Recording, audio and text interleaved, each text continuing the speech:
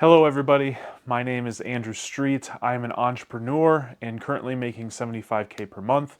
I make these videos to be a documentary basically of how I'm building my things so I can look back on this in the future. So my goal here is to talk about my journey, talk about maybe my past couple weeks, and ultimately, share some information, share some things that like I'm doing, I'm thinking about, and I'm looking to do to get to that next, 100K per month, $1 million per year, plus, you know.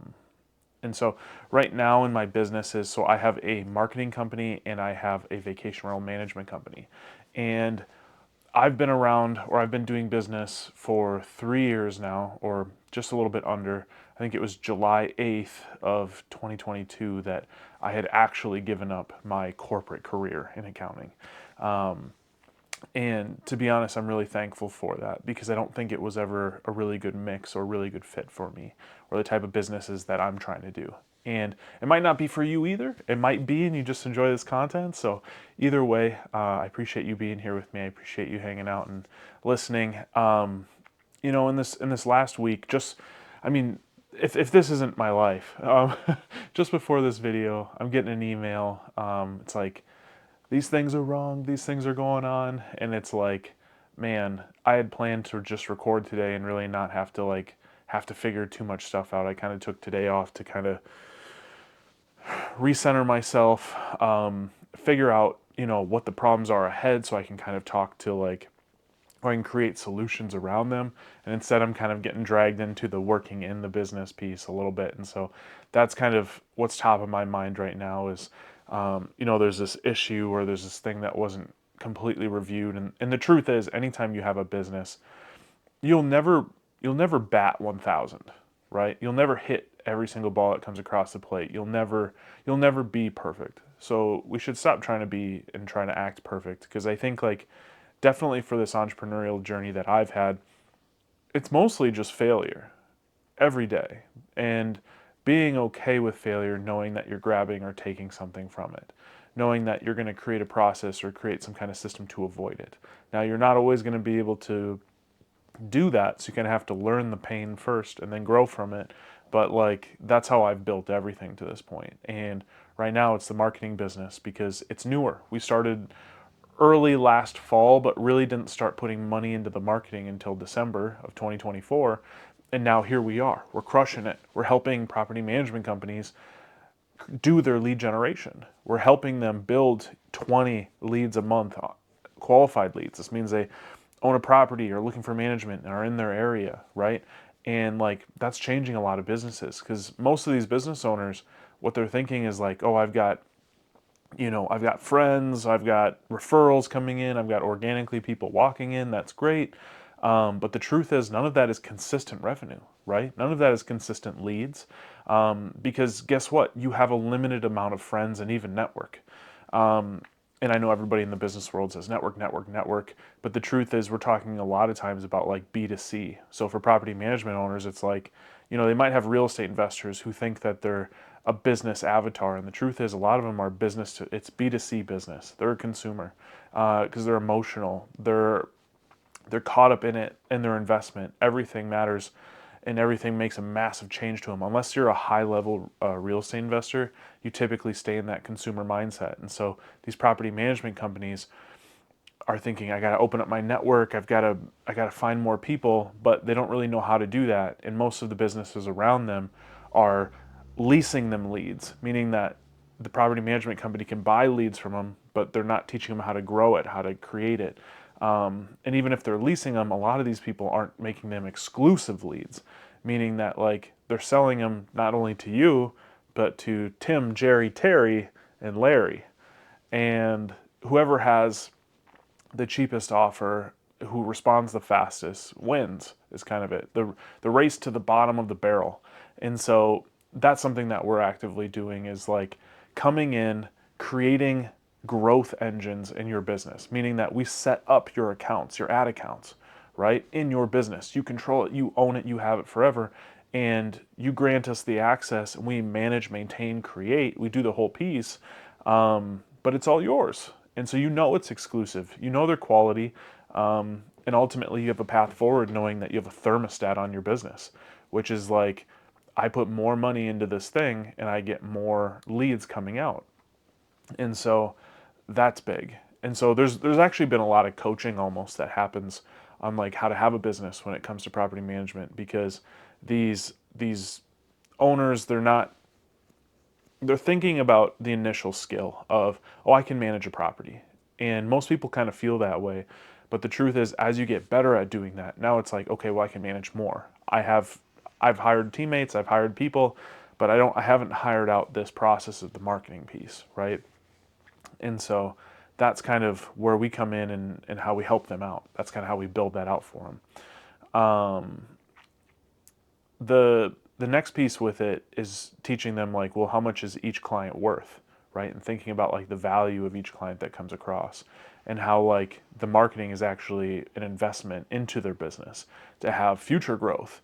Because the whole point of marketing is to get strangers to know, like, and trust you and start working with you. Because guess what? You're going to run out of friends, right? And so at some point, you have to start getting people who don't know you at all to start working with you and start hearing about your business and wanting to be a part of the thing that like you're growing. So this is the business that I've been working on the most and had my fingers in the most this year.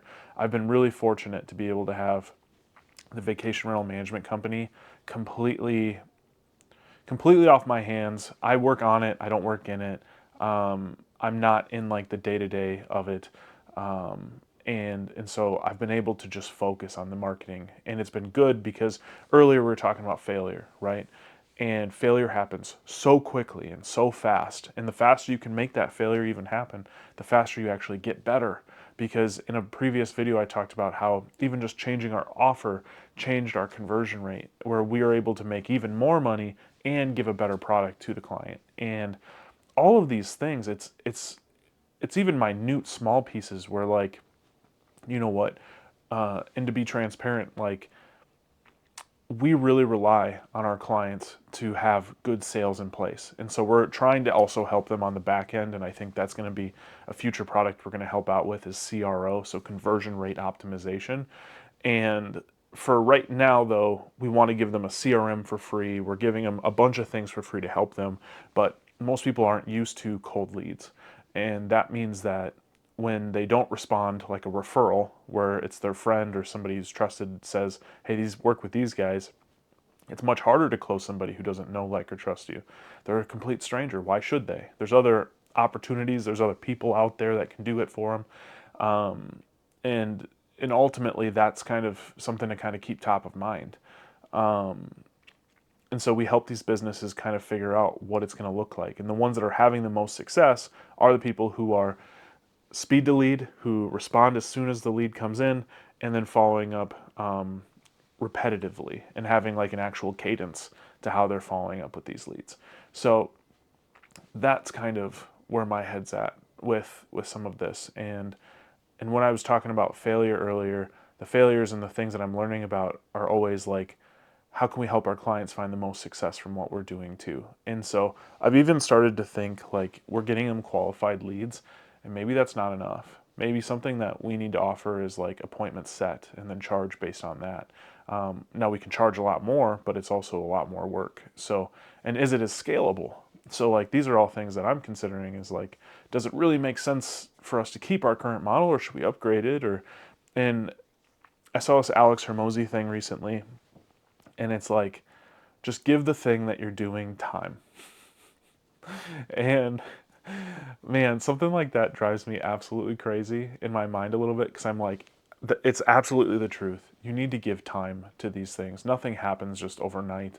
Nothing is built, in a single day. Like, it takes time, and you have to be okay with that. But there's a caveat in there.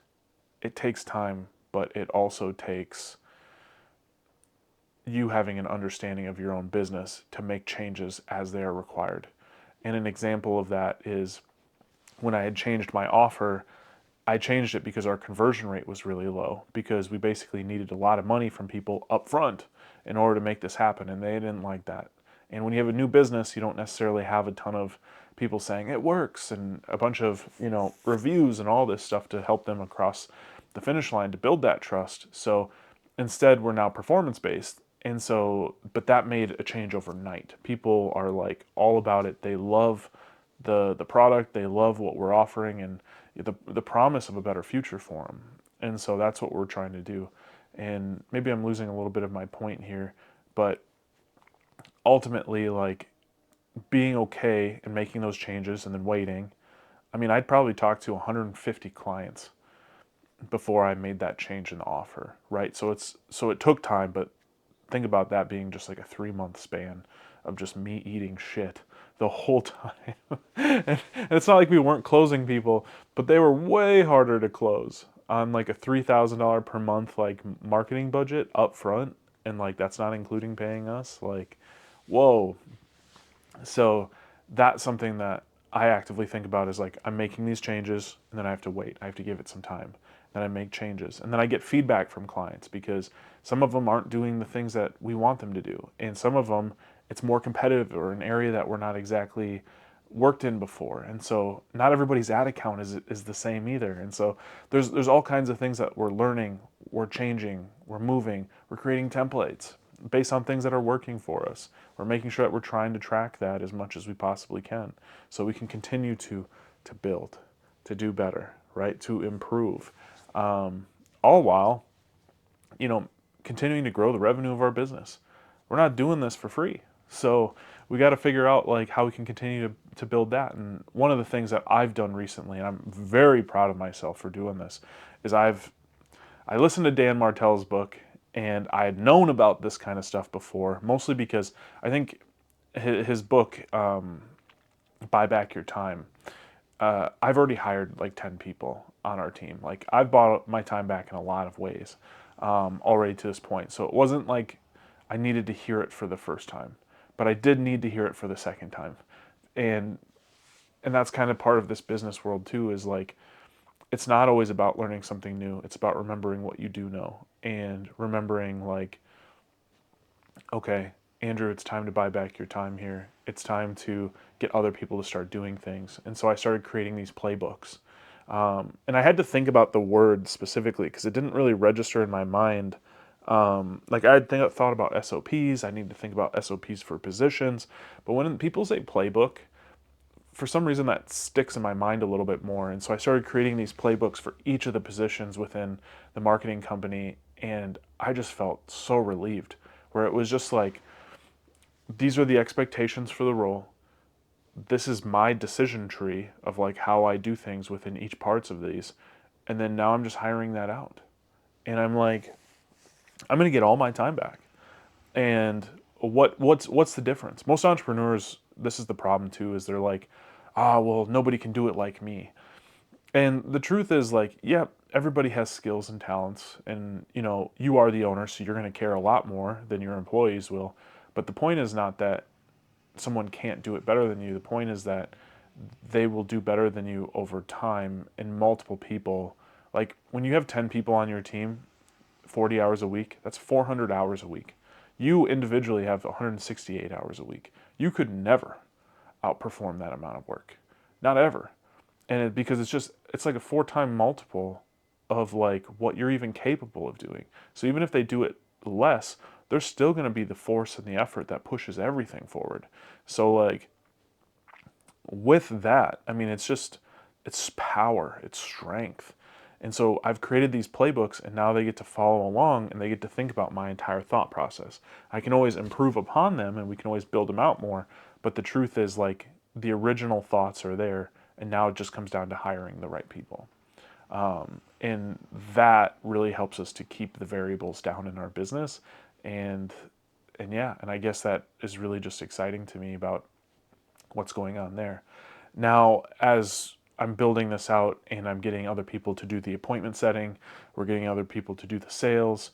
We have somebody who's doing the media buying. Right now, we need an account manager. We need an automation specialist. And I think those are the main two. The account manager is a big one. And I'm actually thinking about maybe creating the sales slash account executive role but I don't know that, I don't know how I'd want to structure that. I'm not really big on giving a percentage of performance, or how do I say it, percentage of revenue. So I'd like to maybe keep it more to like fixed costs. And one of the ways that like we've really found out ways to pay for the sales and marketing pieces are by having onboarding fees, which create like an infinite loop of like money for marketing and payment to salespeople. So it both incentivizes them because they're performance based, but also like keeps the money going into the actual ad spend itself. So when people talk about it, I had a conversation with a guy this last week, and he's like, onboarding fees are just junk fees. And it's like, well, let's think about it like this. And onboarding fees, for the most part, are incredible because, like I said, they help with the marketing, with the marketing payback, right? So they pay back for the ad spend that you're doing. They pay your salespeople, and it also vets the client. Like, if you aren't able to have commitment up front, then like you might not be a good client anyway, right? If you're too cost focused and not enough results focused, that might actually be an issue, and is an indication to me that like you might not be the right fit for us. And it's okay to negotiate that a bit, right? There's nothing wrong with that. And we do a lot of upfront work, so like there's also pieces that the onboarding fee isn't even covering. So, but like know that the costs are going. It's not like it all just goes to profit and we just make money and don't do any work, right? Like there's things that are happening. And in order for us to be a business that is respected, to do the work at a very high level like what we want to do, there's a pretty big expectation there. So, so yeah, I think ultimately we're doing pretty well. The business is growing. We continue to take on new clients with the marketing. With the vacation rental management company, we are taking on new clients organically. We had turned off the marketing as a tool to actually get through the slow season. So we're going to actually ramp that up. I'm not going to be taking money out of that company anymore, mostly because I want to see it absolutely boom and grow. And so we're going to see that vacation rental management company do its own thing. Our goal here to take care of that cash flow issue we're talking about is to just build up massive reserves, continue to build out its marketing so that we do that full time all year. And then we don't have to worry about the highs and lows of vacation rental management, where the summer's fantastic and the winters are, terrible and scary. So I think that's kind of my goal. That's my focus. And as I focus kind of more on the vacation rental management, it's going to very much so be how can we get more clients on, build out better processes. Because if I'm speaking bluntly here, the marketing company in building that has given me tons of ideas on how I can reform the vacation rental management company, because it's almost like putting on the hat again, starting over, right? Building out this marketing thing, and now I'm coming over and I'm rebuilding out the vacation rental management company. It was my first business ever, so I feel like it takes a lot, right? For me, it's definitely my baby. It's definitely where I started. I and maybe I'll make a whole video on that too. But I think all business models work. You just have to put the right amount of thought, time, and attention into their biggest problems. And I think part of today for myself is definitely going to be, what do I need to be focusing on? What I'm gonna sit down with my iPad and just write out the problems and focus on. I'd heard somebody. This is gonna be a long video, so I'm just gonna prepare you guys. Maybe midway through.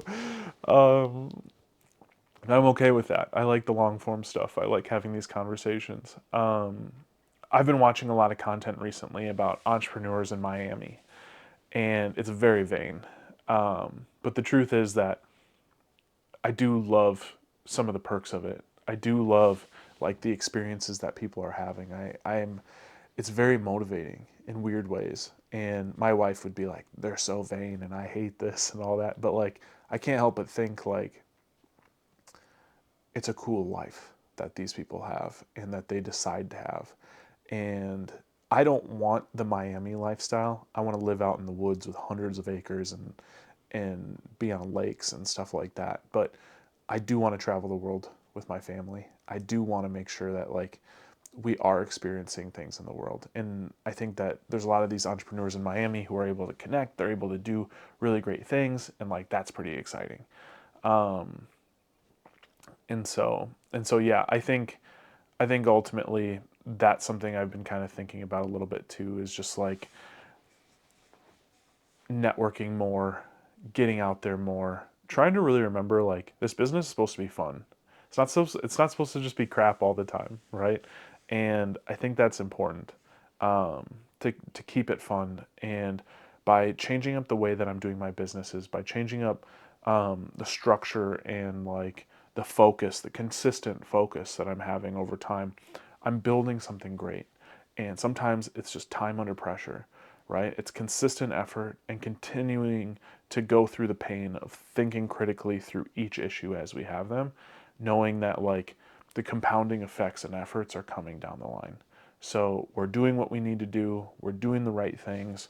I have thought about, maybe we just get an Airbnb on the beach in Miami and like rent out one of like a Lambo or something like that fun, to kind of enjoy some of it. But I think and get a little taste of it. But ultimately, we want to have a farm, and that's kind of where the heart is here. So we're also looking at maybe buying Wagyu cows.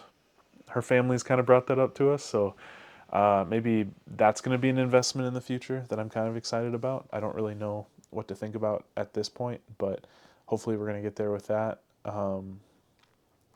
And yeah, I mean, I don't need to make this longer just to make it longer, but I think I'll probably leave it with that for the thoughts. And for now, ultimately, I need to just focus. This was the thing. I'd heard that every Sunday this guy is like, I prepare for my week, or I talk about the problems, and then during the week I just execute. I definitely need to do that.